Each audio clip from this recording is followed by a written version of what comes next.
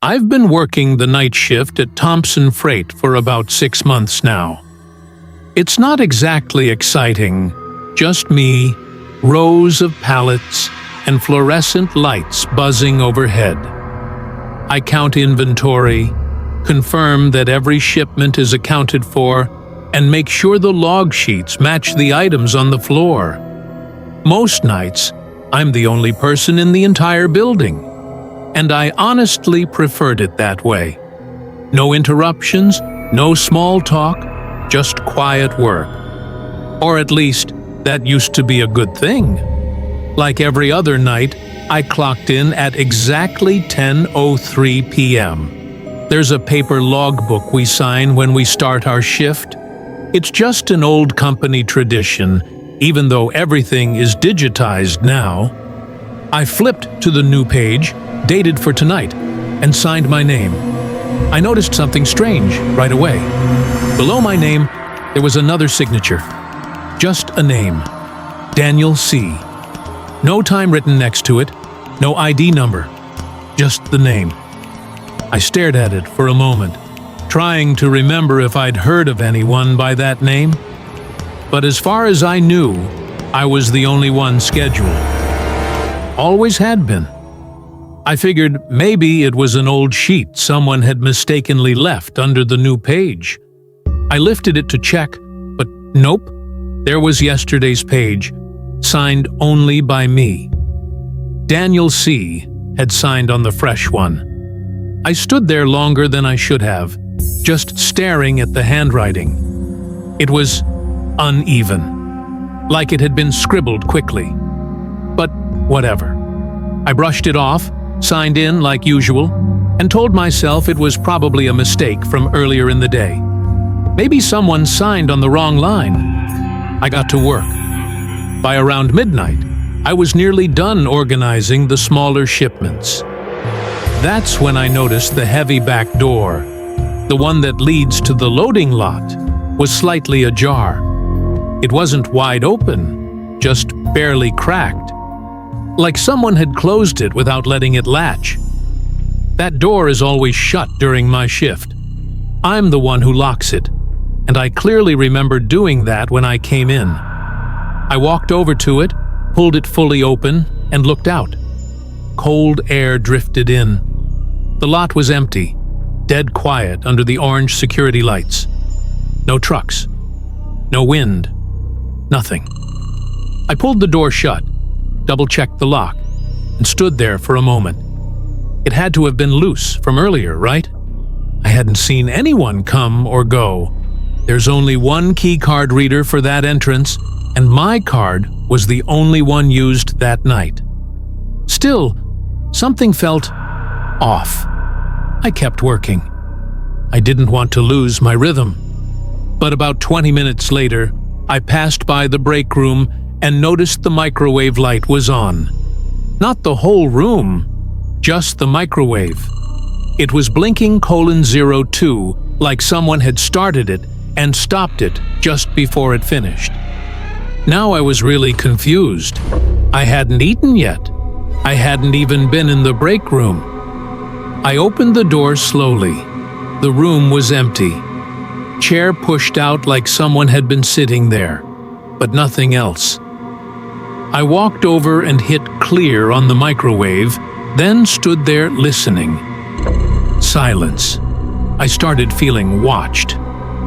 You know that strange pressure you get on the back of your neck when someone's behind you? That feeling had crept in without warning. I told myself I was overthinking. I returned to the main floor trying to focus, but I couldn't. Something didn't add up.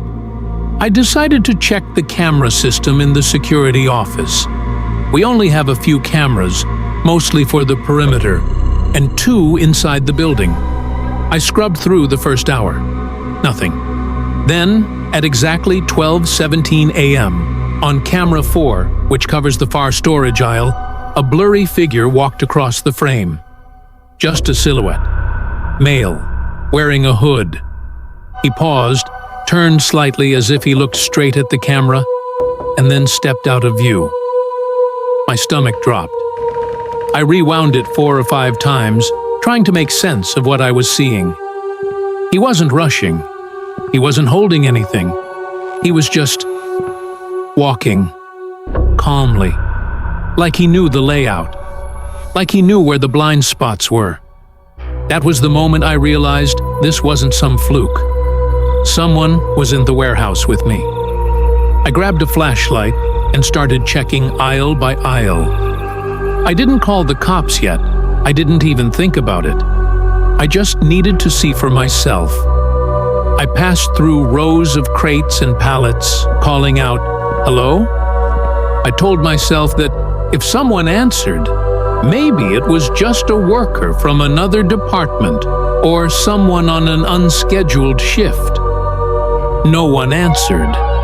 When I reached the far west wing, an area we rarely use anymore, I found something even worse. Behind a stack of broken-down boxes was a small sleeping bag. Next to it, a half-eaten protein bar, a small flashlight, and a security badge. A duplicate. It looked exactly like mine, but the name on it wasn't mine. It read, Daniel C. I felt sick. Someone had been living here, sleeping here, eating here, watching the shifts, watching me. I raced back to the office and pulled up the logbook again, flipped back through the last 2 weeks, and there it was. Daniel C. had signed in on 4 separate nights, always on nights I was working, always in the same shaky handwriting. I never saw him. Suddenly, the monitor for camera 4 flickered. It had been static all night, but now it came alive. A man stood in the hallway, still, just outside the break room. He didn't move. He didn't turn. He just stood there, looking up at the camera. No face visible, just the outline of his body in the dim light. I froze. He was less than 30 feet from where I sat. I didn't think. I grabbed my phone, bolted down the hallway, out the back door, and straight into the parking lot. I jumped into my car and locked the doors. My hands were shaking so hard I could barely dial 911. The police showed up 15 minutes later. They did a full sweep of the warehouse, every aisle, every room, every locker. He was gone.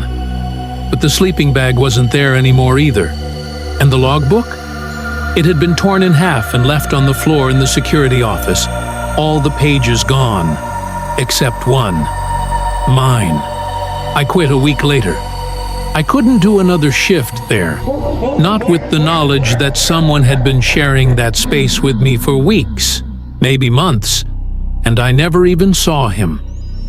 Every so often, I checked the warehouse's public security feed. They made it accessible to all employees after my report. Most nights are quiet, but last week, at exactly 12:15 a.m., someone walked across camera 4 again. Same slow pace, same hood pulled up, face just out of frame. Like he never left. Like he still thinks he works the night shift.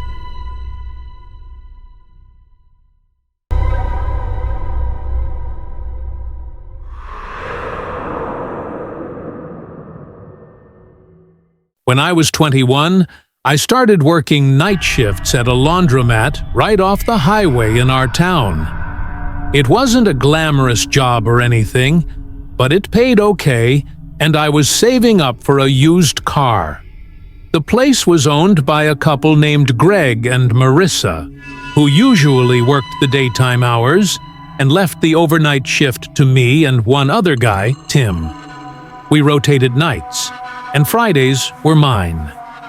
The laundromat wasn't big, just 3 rows of machines, a back office with a camera monitor, and a stock room that connected to a locked supply closet.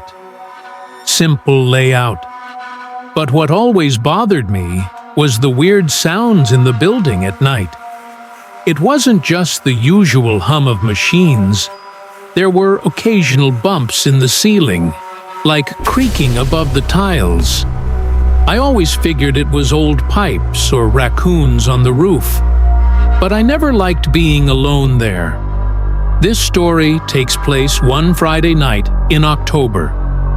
The weather had dropped fast that week, and we barely had any customers coming in past 9. By 11:30, I was totally alone. I sat in the back office scrolling my phone with the camera feed running on a small screen in the corner. Nothing unusual. At around 12:10 a.m., I stepped out to clean the machines and wipe the folding tables. That's when I heard something. A dull thud above the ceiling tiles in the back aisle. It was loud enough to make me freeze. It didn't sound like pipes or rats. It sounded like a footstep. I stood still and waited, thinking maybe I imagined it. But a few seconds later, another dull creak. The weird part? It wasn't on the roof. It sounded like it came from inside the ceiling, the drop tile section right above the dryers. I told myself it was just the building settling. That was my go-to excuse. I went back to cleaning, faster this time. But about 10 minutes later, I was wiping the glass front door when I noticed something out in the parking lot. There was a man sitting on the curb, just sitting, not smoking, not moving, just staring at the building. He wasn't even near a car. He sat maybe 10 feet from the entrance, facing forward with his arms resting on his knees. I couldn't make out much detail with the reflection on the glass, but I swear he hadn't been there earlier. I walked back to the office, checked the monitor, and realized something strange. The camera that showed the parking lot had frozen. The timestamp was stuck on 11:59 p.m. All the indoor cameras worked fine. Just that one, frozen. Now, I don't scare easily, but something about that felt wrong. I went back to the front and checked again. The guy was gone. I unlocked the front door and stepped out under the awning. Cold air hit me. I looked left and right. No one. Okay, maybe he got up and walked off. I went back inside and locked the door. I told myself I was being paranoid. Maybe I was. But not 10 minutes later, while I was restocking paper towels in the back, I heard something shift above me again. This time, it wasn't faint. It was a full-on dragging sound, like someone crawling slowly across the tile ceiling. I backed away from the shelving unit and looked up. Nothing. Just the stained white ceiling squares and flickering lights. Then, a tile flexed. It didn't fall in or anything, but it visibly bowed downward for half a second, like weight was pressing on it. I whispered, "What the hell?" and ran to the back office. I locked the door, heart pounding, and flipped through the camera feeds again. Still no outside footage. I turned up the volume on the office mic that picked up ambient building noise. Creak, drag, tap. It was unmistakable. There was someone crawling in the ceiling. My first instinct was to call the cops, but I hesitated. What if it was just an animal? A raccoon or something? Still, I wasn't about to take any chances. I called my boss, Greg, first. No answer. Then I called 911. While I was on the line with dispatch, I heard a loud crash from the customer area. I dropped the phone and peeked through the tiny window in the door. A ceiling tile had fallen, and someone's leg had dropped through. But here's the part that still chills me. The man hadn't fallen. He pulled himself back up like he had done this before. Whoever it was had been crawling through the vents and ceiling, using the laundromat like a hunting ground. Police arrived 5 minutes later. By then, there was no sign of him, but they found clear drag marks and scuffing in the ceiling tiles, along with a small duffel bag stashed above one of the dryers. Inside were a folding knife, a balaclava energy bars, a set of employee keys. That last part scared me the most. The keys had been stolen from the locker room a week before. Tim thought he'd just lost them. The working theory is that someone had been hiding inside the building before close, crawling through the ceiling and watching the night shifts. He was likely waiting for the right time to drop down when no one would expect it. They never caught him. Greg ended up installing motion sensors and replacing the ceiling. I quit the following week. Now, whenever I hear people say night shifts are peaceful, I think about that moment, staring at a leg dangling from the ceiling, knowing someone had been living above me, just waiting.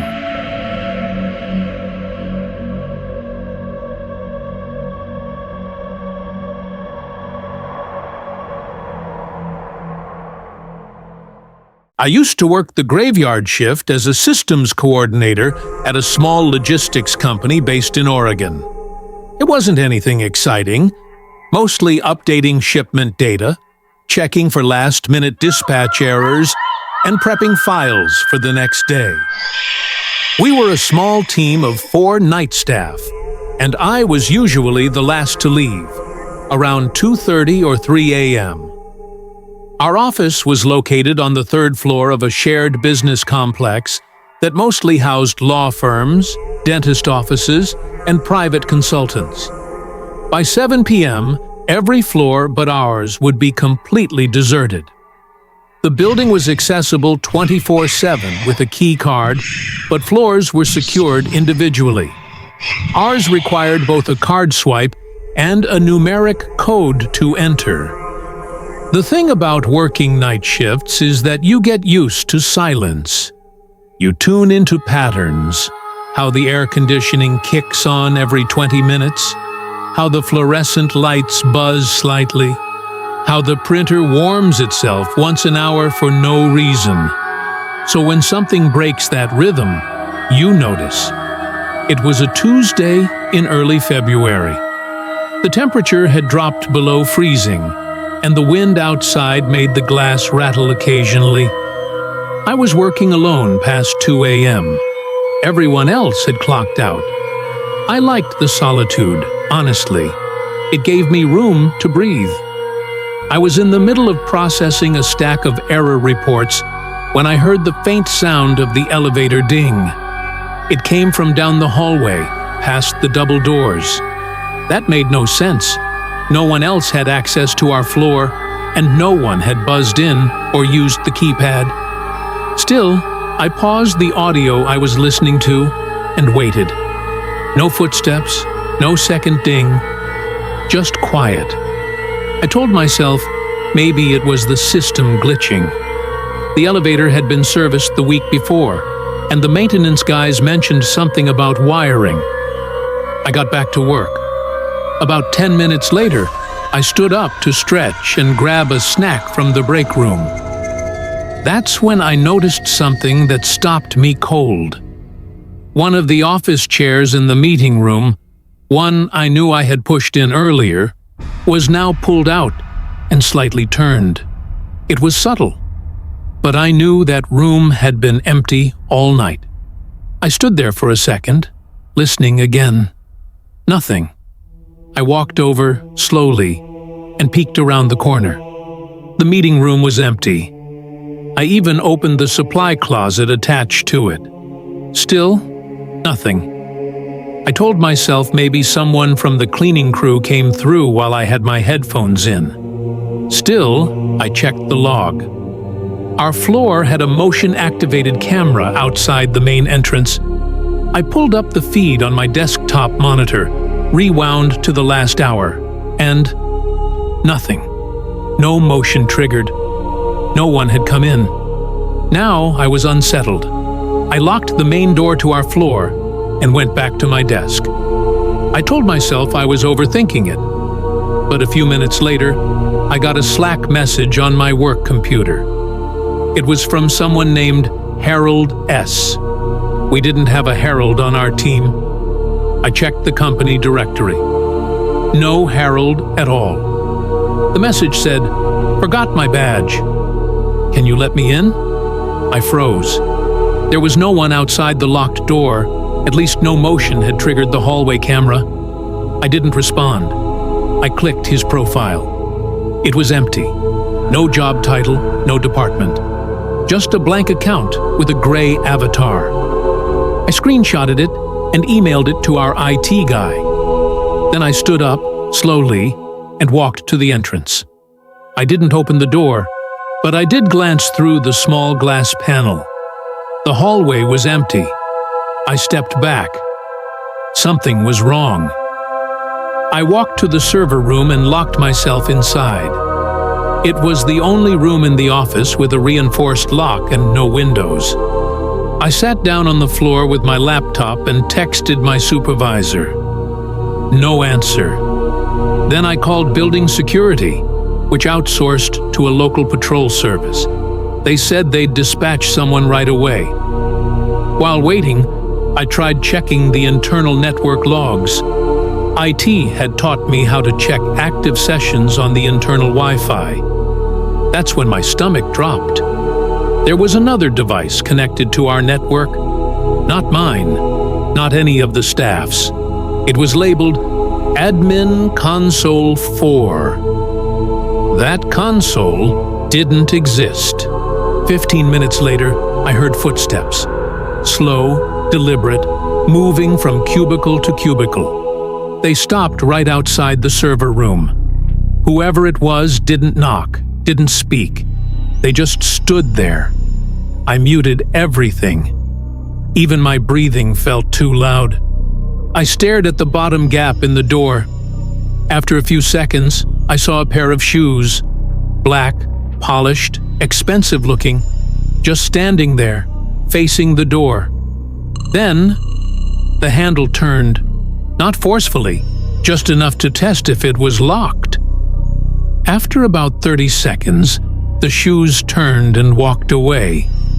I didn't leave that server room until the security officer called to say he was in the building. I made him show his ID through the glass before unlocking anything. We searched the entire floor together. No one. But on one of the cubicle whiteboards, in red dry erase marker, someone had written, "You shouldn't work alone." That message hadn't been there earlier. Security checked the surveillance footage again, this time with building management. They confirmed that no one had used the elevator past 8 p.m. No one had come up the stairs. No other key card had swiped on our floor. And yet, someone was inside. I handed everything over. Screenshots, network logs, the fake profile, even my own notes. The company conducted a quiet internal investigation, but I never got a real answer. I quit the next week. A few months later, I heard from one of my old co-workers that a new hire quit on his third night after seeing someone in the break room who vanished when he looked back. They tried telling him it was a cleaning staff member, but we both knew there's no cleaning crew scheduled past 6 p.m., and there's still no one named Harold on the company roster.